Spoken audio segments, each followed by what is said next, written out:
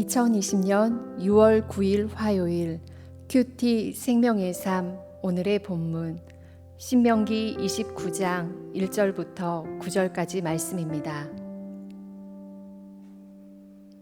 호렙에서 이스라엘 자손과 세우신 언약궤에 여호와께서 모세에게 명령하여 모압 땅에서 그들과 세우신 언약의 말씀은 이러하니라. 모세가 온 이스라엘을 소집하고 그들에게 이르되 여호와께서 애굽 땅에서 너희의 목전에 바로와 그의 모든 신하와 그의 온 땅에 행하신 모든 일을 너희가 보았나니 곧 그 큰 시험과 이적과 큰 기사를 내 눈으로 보았느니라. 그러나 깨닫는 마음과 보는 눈과 듣는 귀는 오늘까지 여호와께서 너희에게 주지 아니하셨느니라.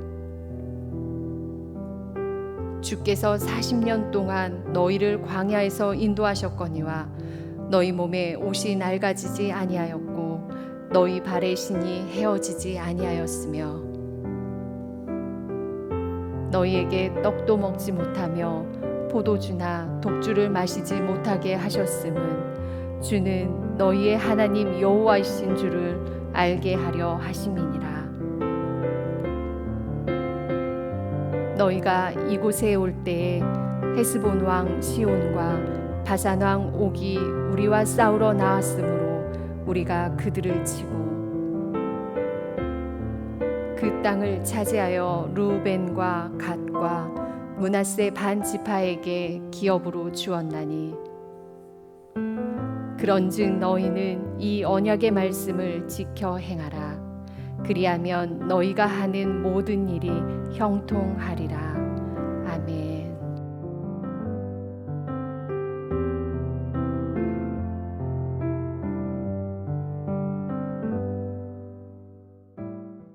남녀가 처음 만나서 좋은 감정을 가지게 되면 그때부터 사귐이 시작됩니다.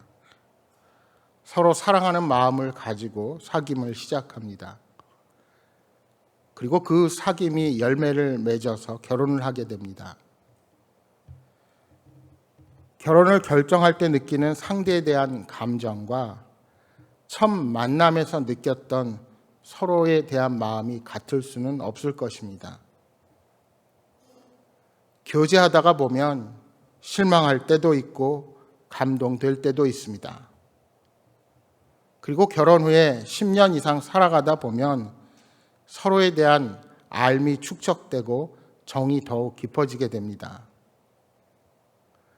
40년, 50년을 살면서 좋은 관계를 유지하는 부부는 이 부분에 있어서는 더할 나위 없이 깊은 사이가 될 것입니다.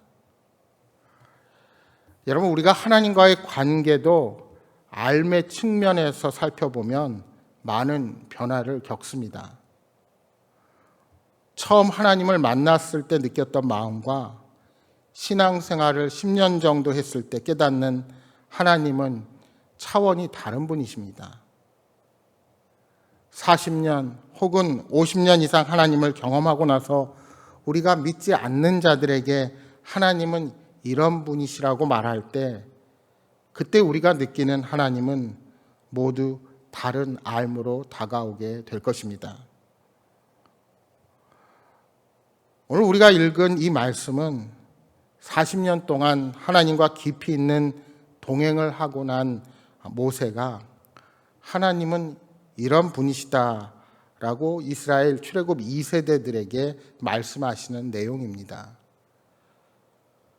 모세와 함께 애굽을 탈출했던 출애굽의 첫 세대는 어느덧 광야에서 거의 다 죽었습니다. 그들은 하나님의 약속에 대한 불신과 원망 때문에 약속의 땅에 들어갈 수 없게 된 것입니다. 이제 모세는 가나안 땅에 들어갈 세대들에게 애굽에서 과거에 행하신 일들을 눈으로 보았다고 강조합니다. 여러분, 사실 출애굽 2세대들이 그 모든 광야의 일을 다 경험했던 것은 아닙니다. 그들은 출애굽 이후에 태어났고 그들 가운데는 시내산 언약 이후의 사건들을 나이에 따라서 경험한 것도 있고 경험하지 않은 사건들도 있고 모두가 겪어온 사건들이 다 다를 것입니다. 그런데 왜 온 땅에서 행하신 모든 일들을 너희가 보았다고 말씀할까요? 그들은 바로 언약의 공동체이기 때문입니다. 이 언약은 자손 대대로 효력을 가지고 있습니다. 그래서 그 광야에서 생활하면서 수도 없이 그 말씀에 대한 순종을 요구받았고 실제로 그들은 아버지로부터 어려서부터 계속해서 그 사실을 듣고 자라왔습니다. 여러분, 지금 우리의 많은 세대들이 일본의 침략기를 경험하지 못했으면서도 왜 과거 일본과의 관계를 이야기하면 흥분을 합니까? 내가 겪은 것만이 내 일이 아니요. 우리 민족의 역사, 우리 과거가 바로 지금의 나이기 때문입니다. 그런데 문제는 무엇입니까?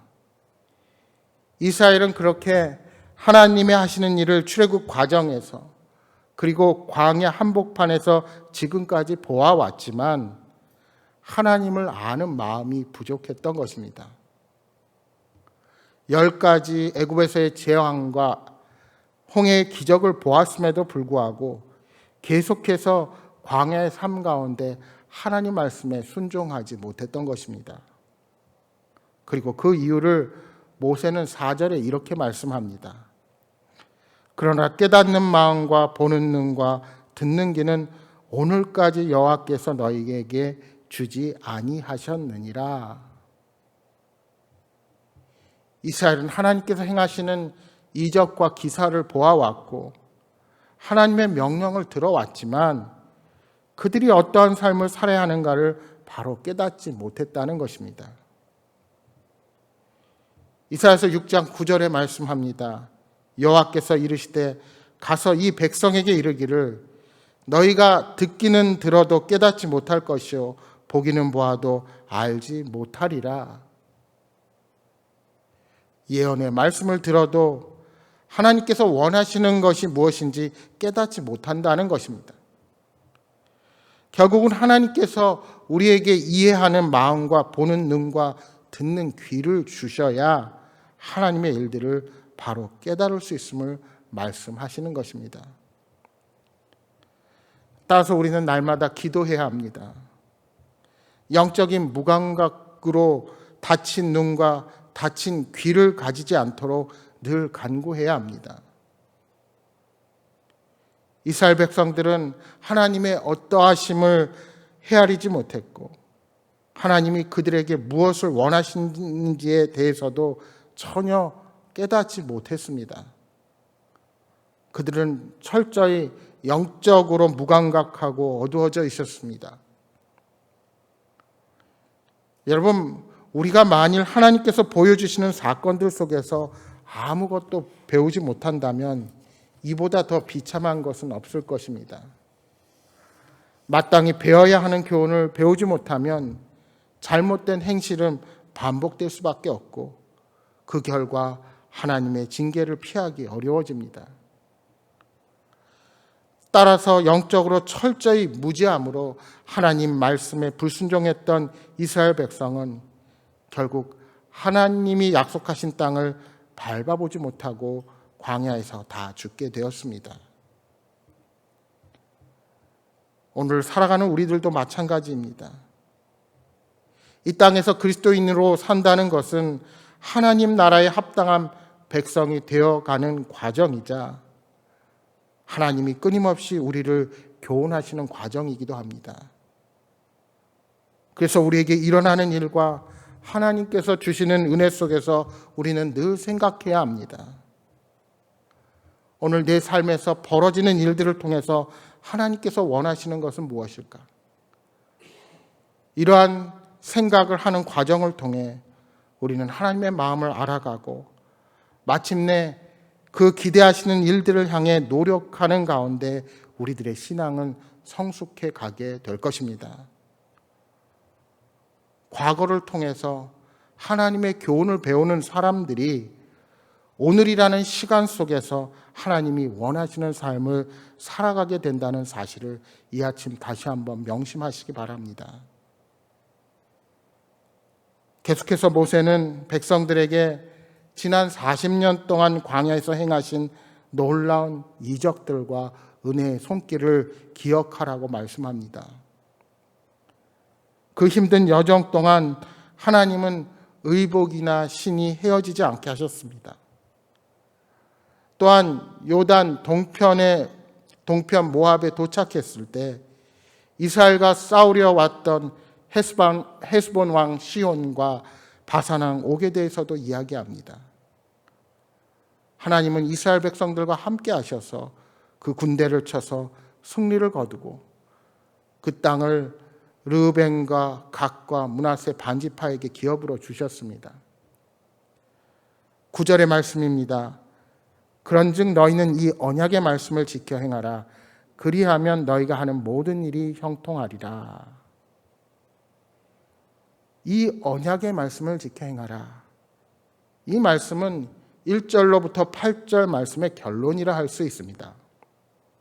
이 언약의 말씀은 모압에서 다시 선포한 언약의 말씀, 즉 이 신명기에 기록한 말씀들을 의미합니다. 이스라엘은 이 말씀을 행함으로 하나님의 백성의 신분을 유지하게 되는 것입니다. 결론적으로 형통의 복은 어떻게 받습니까? 그들이 받은 하나님의 무한한 은혜를 기억하여 주님을 사랑하고 믿고 그 말씀에 순종할 때 자연적으로 따라오는 것입니다. 여러분, 사람마다 인생을 살아가면서 은인이 있기 마련입니다. 은인은 우리가 큰 공경에 빠졌을 때 도움을 준 사람을 우리가 은인이라고 합니다. 그래서 사람들은 자신의 은인에게 때마다 찾아가 감사 인사를 드리기도 하고 정성으로 준비한 답례 선물도 드립니다. 여러분의 인생에 큰 은혜를 베푸신 분은 누구십니까? 저마다 떠오르는 사람이 있을 것입니다. 그런데 근본적이며 절대적인 도움을 주신 분은 바로 우리 하나님 아버지십니다. 하나님은 우리가 오늘에 이르기까지 생명을 주셨습니다. 때마다 먹이시고 우리가 오늘까지 이르도록 입히시며 건강하게 지켜주셨습니다. 소중한 가족들도 주시고 우리에게 소중한 교회 공동체도 허락해 주셨습니다.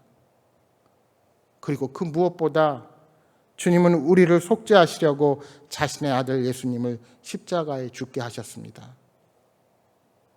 따라서 우리는 영적인 눈을 열어 하나님의 은혜를 바라보고 하나님을 사랑하고 신뢰하며 그 말씀에 순종하는 인생을 살아가야 합니다. 그렇게 할 때 하나님은 우리에게 풍성한 복을 허락해 주실 것입니다. 혹시 현실의 삶에서 부딪히는 어려운 문제들로 인해 믿음이 연약해져 있으십니까? 과거 하나님께서 내게 주신 은혜를 돌아보고 하나님이 어떤 분이신지 다시 한번 상기해 보시기 바랍니다. 그러면 우리의 인생의 고비마다 함께 하신 하나님의 자비로운 손길을 고백하며 다시 감사할 수 있게 될 것입니다. 바라기는 걸어온 삶의 흔적에서 하나님의 교훈을 찾는 지혜로운 신앙인들로 서시기를 바랍니다. 오늘 하루도 말씀에 순종하며 형통의 복을 누리시기를 주님의 이름으로 축복합니다. 우리 함께 기도하실 때 주님, 지나온 모든 인생길을 여기까지 인도하신 하나님의 은혜에 감사합니다. 그 은혜를 생각할 때 어떠한 삶의 자리에 처해 있더라도 하나님이 함께 하심을 믿으며 순종하며 나아가는 저희들이 되게 하여 주옵소서. 오늘도 그런 복된 삶을 살아갈 수 있도록 주님 동행하여 주옵소서 하고 기도하시기 바랍니다. 특별히 기도해 주실 때 이제 그동안 문을 닫고 있었던 행복한 책방 작은 도서관의 운영을 재개합니다. 위해서 기도해 주시기 바랍니다. 저희가 아무런 탈 없이 또 잘 운영할 수 있도록 지혜를 허락하여 주시고 봉사자들과 함께하여 주시고 이 지역 사회에 정말 꼭 필요한 장소가 될 수 있도록 기도해 주시기 바랍니다. 또한 여러분 가져오신 간절한 기도의 제목 놓고 기도하시다가 돌아가시기 바랍니다. 함께 기도하겠습니다.